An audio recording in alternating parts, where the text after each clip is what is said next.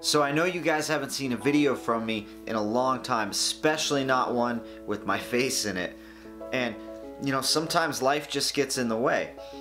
Where did we leave off? Well, you know, with the state of the channel as before, I was in the middle of a larger tank build, a 20-gallon long for a Laciadora parahybana, a Brazilian salmon pink bird eater, and I still have that tarantula. However, I still have not finished that tank. Actually, the memory card, the footage of the construction of that tank was damaged and just broke, but I saved it knowing that the data was still fine. It was really just the plastic casing, and eventually I ended up with a USB SD card reader and was able to just extract that footage about a month ago, and I haven't worked on that project in years at this point. Turns out that tarantula is a female and she is growing slow as molasses, but she is quite a bit bigger than before. Still nowhere near needing a 20-gallon long. I still have my top cut for it. It's actually in this same garage. That tank is downstairs, the centerpieces are still filled, and there's a lot of work to do on it, but I don't need to do that right now. I'm nowhere close to it. In fact, you know, the main reason I quit making videos is actually that shortly after buying this house, my camera equipment and everything I used for making videos, including my laptop at the time, which, let's face it, wasn't really up to the task anyway, was stolen. And my only camera I had was a GoPro, and a pretty beat up GoPro, as you know, I competed in downhill skateboarding and other action sports, and from there, life, like I said, kind of got in the way. I actually have been competing in jiu-jitsu, Brazilian jiu-jitsu, and you know, I've lost quite a bit of weight, and I actually have less reptiles and less tarantulas than before. You know, as some of them would age out, you know, a lot of them were rescues and already 5, 6, 7, who knows how many years old. As they would age out and kind of pass away from old age, I wouldn't replace them in the collection. I wouldn't rescue anymore. Quite frankly, I quit taking those messages and those phone calls, as I barely have enough free time now to take care of the animals I have. But I still have a couple beardies, I still have a leopard gecko, I still have Hiccup. There's something in my eye, I apologize. Ow. So I still have Hiccup, and I still have 3 tarantulas. I have the Brachy, the Brachypelma bohemi that you saw with the bad molt. Right now I have that Laciadora parahybana, and I have a Brachypelma abloplosum right now that is just doing great. Also a female. I have 3 females basically, and so we're gonna have these for, God, well, 2 of them are brachy, so the next 25 years most likely. But I do have a new camera, obviously, as you are watching me on it now. However, I've been using this camera for photography. I've been photographing jiu-jitsu tournaments as well, and have a couple gigs coming up for that. But I wanted to make this video to let you guys know that actually the first half of the Laciadora parahybana tank build will be coming, because I have that footage now, and I'll kind of just end it there, and then I'm going to get started on that project. But first, I have a much bigger, much more daunting project ahead of me, and that's what I'm making this to tell you about. I have very little experience with fish. I have a 10-gallon fish tank with some tropical fish in it, really small little guys. I got, you know, some fancy guppies. I have a loach in there that's, you know, kind of eel snake-like, and a red-tailed shark. For those of you that don't know, red-tailed sharks are not sharks, you know, with teeth and Shark Week and all of that. They're actually vegetarians and kind of bottom feeders. They just look a lot like a cool shark, and they're freshwater. But not a lot of experience with fish. But let me show you what I have stumbled across and the mess I have gotten myself into. This project is daunting. I am nervous, but I am excited, and I can't wait for it to get out of hand. However, this is gonna be the only fish project. Like I'm not doing a ton of fish project because this one is huge. And so, as you know, had the reptile rescue, had lots of beardies, had lots of 40 breeders. And I was like, okay, I'm going to make a 40 breeder piranha setup. That's what I wanted to do. I had the tanks. That's the biggest chunk of investment. I was going to build a stand, right? So I'm going to build a stand for a 40 breeder because you can't hardly buy anything half decent. 40 is an uncommon size for fish folk and mostly used by reptile enthusiasts like ourselves, unless people are breeding fish, and that's why it's called a 40 breeder. So there's not a lot of stands, there's not a lot of hoods, there's not a lot of tops. Whenever I find hoods at a good price for a 40 breeder, they're 30 inches long instead of 36 and not full coverage. And can't have a piranha setup that's not full covered. I have cats, and then I'll have a one-legged orange cat. It's not going to work out. So, but I'm still kind of dead set on it. I'll pay the extra money for a hood that fits. And I go to my local aquarium shop and visit my buddy Daryl. Do a little water test on the 10-gallon, and I see he has an aquarium stand that is 18 inches deep, and not deep this way, but 18 inches, you know, if a tank is long, 18 inches this way. And so a 40 breeder is 18 inches. And I ask him, you know, what's the deal with that stand? Obviously it's too long. It's actually 48 inches. It's too long for a 40 breeder, but it's the same width, and I could fill it in on top with some plywood or some wood and have a cool tank stand and have working space next to it, which is awesome. Those of you who keep reptiles know that having just that little bit next to the tank, super helpful. He says, well, you know, it was damaged in shipping. It's the oak Aqueon stand for a 75 breeder or a 90-gallon tank. And that, you know, he'll sell it to me for half price. Now, I say oak because it's pine. They call their stain oak, which is retarded. But it is a solid wood stand, which most of what I find for 40 breeders are either like metal shelving, which I already use, isn't going to look good in the living room, or they're particle board. And a particle board stand, one, is kind of shitty looking, but also I don't want soaking up and swelling up with water like particle board does. And so I wanted solid wood, and this is pine. And honestly, it's not that well built, but I look at it and, you know, if it's made to hold a 75 or a 90, then it's gonna be fine for 320 pounds of water that is the 40, right? And so that's my theory, and I buy it. I buy it from Daryl for half price. And so I'll show you that here in a second. And in fact, why don't I show you that now? Let's take a look at that.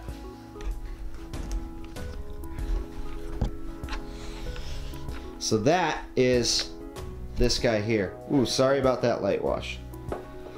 And you'll see what I mean by not super well built, as you know, it's basically got a bottom rim of pine, and then it's got pine panels here that, I don't know if you can see, they're basically dado cut. So they've got like an indent here. They don't even touch the bottom. If you look down there, they don't even touch the bottom, but basically notched in, dado cut. I have no idea if you could see that when I was first pointing. I'm sorry, it's been a long time. I haven't been looking at the camera. So, and they're basically assembled with glue and staples, which, okay, I mean, I get Aqueon rates it for a 90 even, which is 8 pounds of water per gallon, plus the weight of a tank. I mean, we're talking over 700 pounds of water and a tank.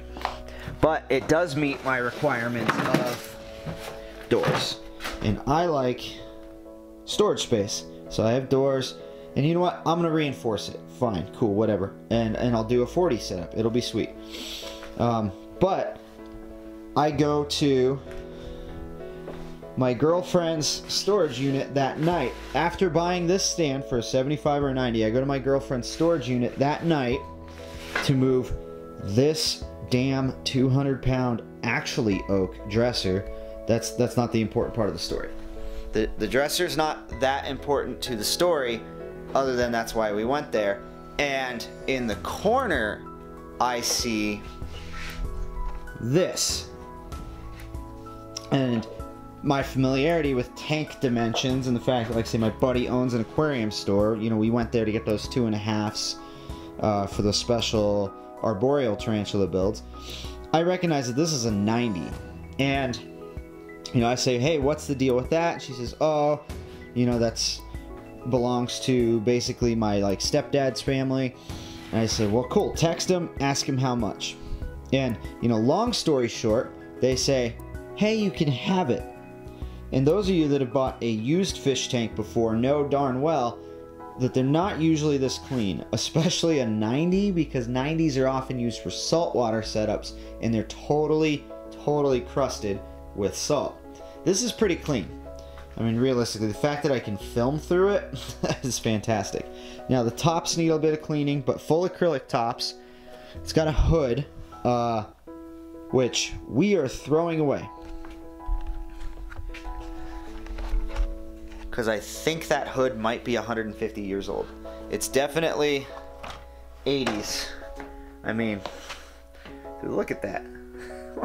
Crazy. But where was this 90 when I had Chomper? That would have been amazing.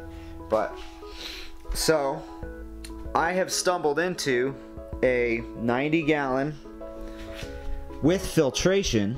You know, those are, for those of you that don't know, I didn't know, these are filters under your substrate, and then the pumps pull water through the substrate, pull water through that substrate, up through the tube, and then through the pump and out the jet. And this is the best way to do it because you can trap your bacteria down below, and you're not replacing like filter cartridges and other nonsense, which is kind of a pain in the ass. My 10 is like that, and it's stupid. So, if I can set this level, sorry. So I've stumbled into a 90-gallon fish project is what I'm into, I guess. But then when I went back to go get the fish tank, I also got a big blue box. And let me grab it. A big blue box that says somewhere on it. Oh, it says on the top, fish stuff. Fish tank stuff, and I think, yeah, fish tank stuff. So, shucks, I shouldn't have thrown out the stuff today that I threw out because it would have been cool to show you. What's up? I heard noises. Yeah. I heard like pounding. Oh, camera. Huh? Camera. Oh, no, it's cool. I got editing, the power of editing. Oh my. Hi guys, sorry, blew it.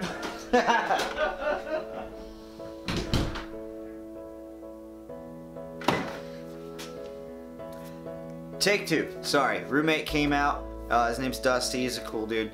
But he was just wondering what in the hell all the noise was out here. Anyway, in this bucket is all sorts of old fish tank nonsense.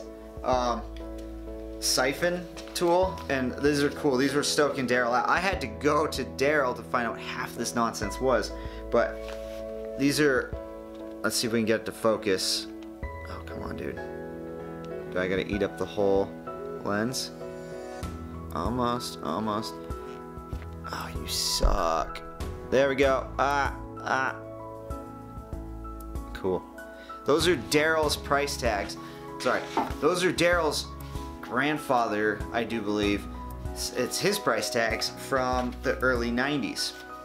And still on this, and just pumps galore. More pumps. These are the pumps that pull up from that filtration system. However, these are more pumps than I need, even for a 90. Too many pumps, way too many pumps, excuse me. And so I have basically everything I need for a setup other than like that hood, not plugging that hood in because I'm pretty sure that's gonna burn my house down. Also gonna burn my house down, super old fish tank heater. And both Daryl and I looked at it. Daryl doesn't know what brand it is, how old it is. It might be from the 70s just looking at it. Let me grab it. And definitely not gonna focus on this, but super old test tube style. Actually, in a test tube, a true rimmed test tube. I hadn't noticed that. Tank heater with, you know, it's got the mounting brackets. I mean, they're on the floor now. Super old plug, so old it's not even like big on one end. And I'm pretty sure that's gonna burn my house down or electrocute me or my fish or both. So I did buy a fish tank heater big enough for this. I bought my 75 pounds of substrate, and we're gonna get this project rolling. I'm going to reinforce the floor below where I'm putting this, reinforce that stand, because I know Aqueon says it supports a 75 or a 90, and I think size wise, yeah, sure, it supports a 75 or a 90, but I look at that build with glue and staples, no bracing, and I'm calling bullshit on that. I am not throwing 800 pounds of fish tank on that without completely framing out the inside of it and topping it off. So I bought lumber for that today too. I have all the lumber. So we're gonna get this project rolling. I know this has been a long, rambly video, but I am super excited. I can't wait to take this community that honestly I haven't even interacted with all that much in quite that time, but I can't wait to take this community on this adventure with me. This is totally new for me. I mean, like I say, I have almost no experience with fish other than saltwater's really hard. I know that, and I know that fish are also sometimes kind of hard because you can't really tell what's going on in the water with your eyes. You have to put reactive chemicals in samples of your water and test it. So I understand the concept of fish. I don't know fish. You know, most of you guys, you know, if you'd comment on one of my reptile care videos and say something about like I should be doing this, I should be doing that, I'd tell you to shut up because you were wrong. However, on this, you're probably going to comment on my videos and be like, you're an idiot, do this, and you're probably going to be right, and I'm going to be wrong because I don't know what the hell I'm doing. But we're going to get a 90-gallon setup in the living room, and it's going to be awesome. Daryl's already ordered a 48-inch LED bar for me. There's one hiccup, though, and that's that piranha are a pain in the ass to get, apparently. Apparently, in this country, 20 of, I say 20, I don't know, it's a list of states, basically all the states that don't have like a real winter, have outlawed piranha. The ownership, the sale, the breeding, the transport, any of it, outlawed piranha altogether, as they're worried that if they get into local ecosystems, they'll just demolish them. And I understand that. I live in Montana, and we've had issues with like lake trout, demolishing or destroying, damaging cutthroat trout, you know, ecosystems, but piranha certainly would wreak havoc. However, up here, they're totally legal because we have winter, one hell of a winter, in fact, and they're not gonna make it. They might make it to winter, but they're gonna die. They just can't handle the fact that our waters get a true good freeze, and they're tropical fish from the Amazon. So the problem there is that most of the fish breeders and distributors, for instance, you know, like with tarantulas, I would use Jamie's tarantulas a lot, Paul Becker, I would use, you know, different dubia roach vendors. All the vendors for fish apparently are in these warm southern states, and so they can't sell piranha. And I'm having a hell of a time finding them. So I might have to settle on a 90-gallon tropical freshwater setup. I'm not doing saltwater, but tropical setup because I can't get my hands on piranha. If I can, definitely doing piranha. Always wanted to. I feel like I've kept some pretty gnarly, aggressive animals. I mean, for those of you that don't remember, Chomper would basically try to kill you as soon as you walked in the room. And so if I can handle a 3.5-foot pissed off Tyrannosaurus Rex of a Savannah monitor, then I can handle some piranha. So if any of you know of any vendors that sell and ship piranha, not pacu, but piranha, let me know. I'm super interested because I'm probably a month out from having this tank ready to accept fish, because I gotta clean the tank, brace the stand, get my ecosystem rolling, put in starter bacterias, all that stuff. I want to have a stable tank before I drop in fish. So if any of you know of any vendors, let me know. And I can't wait to go on this journey with you. It's gonna be fun, and I'm excited.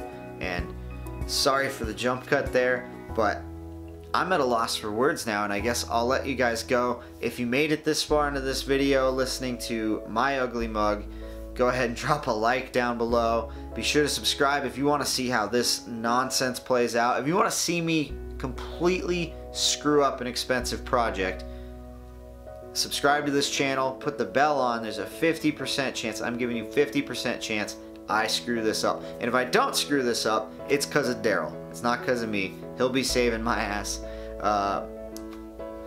It's great seeing you guys, finally.